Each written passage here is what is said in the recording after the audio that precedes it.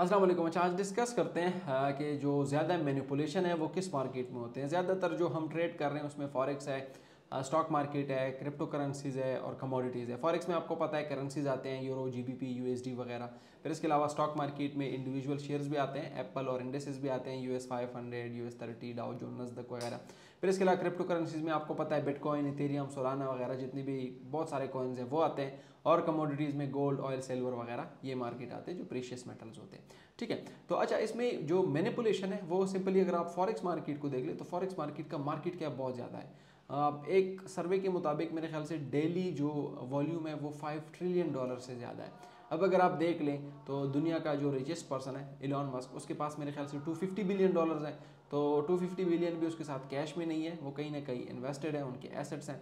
लेकिन वो भी फॉरेक्स मार्केट को मैनिपुलेट नहीं कर सकता। क्यों नहीं कर सकता? क्योंकि $5 ट्रिलियन को मैनिपुलेट करना बहुत मुश्किल है। इसी तरह स्टॉक मार्केट में भी जो मार्केट कैप है वो बहुत ज़्यादा है। मार्केट कैप से सिंपली आप ये समझ लें total investment, total buying and selling, जिसमें टोटल बाइंग एंड सेलिंग बहुत ज़्यादा, उसको मैनिपुलेट करना बहुत मुश्किल है। और बाइंग एंड सेलिंग जिसमें कम हो तो उसको मैनिपुलेट करना आसान है। तो स्टॉक मार्केट में भी क्रिप्टो जो मार्केट कैप है वो बहुत ज़्यादा है, उसको भी मैनिपुलेट करना थोड़ा सा जो है वो मुश्किल है। इसके अलावा कमोडिटीज़ अगर आप गोल्ड, ऑयल, सिल्वर की बात कर लें तो उसको भी मैनिपुलेट करना बहुत मुश्किल है। लेकिन जो क्रिप्टो मार्केट है उसके आप मैनिपुलेट कर सकते हैं।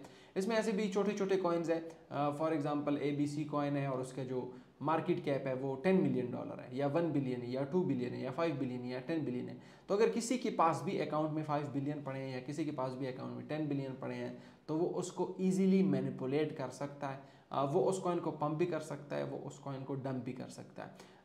और अगर किसी कॉइन का फॉर एग्जांपल ज़्यादा वो है मार्केट कैप है तो उसको मैनिपुलेट करना थोड़ा सा मुश्किल है। लेकिन ज़्यादातर जो छोटे छोटे कॉइन्स होते हैं इनमें जो मार्केट कैप होता है वो कम होता है, उसकी वजह से इसको मैनिपुलेट किया जाता है, मार्केट को पंप किया जाता है। हम में एक लालच आ जाती है कि मार्केट तो बहुत पंप हो गया है और हमें भी बाय करना चाहिए, और हम जब बाय कर लेते हैं तो मार्केट वापस नीचे की तरफ आता है। तो ये क्रिप्टो मार्केट में भी आपने देखना है, मार्केट कैप बहुत ज़रूरी है। जिस कॉइन में भी आप ट्रेड करते हैं आप उसका देखें कि मार्केट कैप क्या है। मार्केट कैप आप सिंपली गूगल में सर्च कर लें, फॉर एग्जांपल सोलाना का मार्केट कैप, या बिटकॉइन का मार्केट कैप, या इथेरियम का मार्केट कैप, तो उससे आप अंदाज़ा लगा सकते हैं, वहाँ पे वो सारा मेंशन है।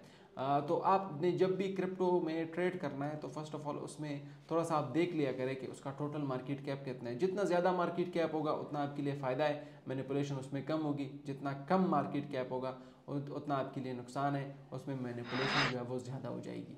ठीक है। तो इसी तरह आपने क्या करना है कि मार्केट कैप को मॉनिटर करना है और फिर उसके हिसाब से अपना जो कॉइन है वो सेलेक्ट करना है। Thank you very much.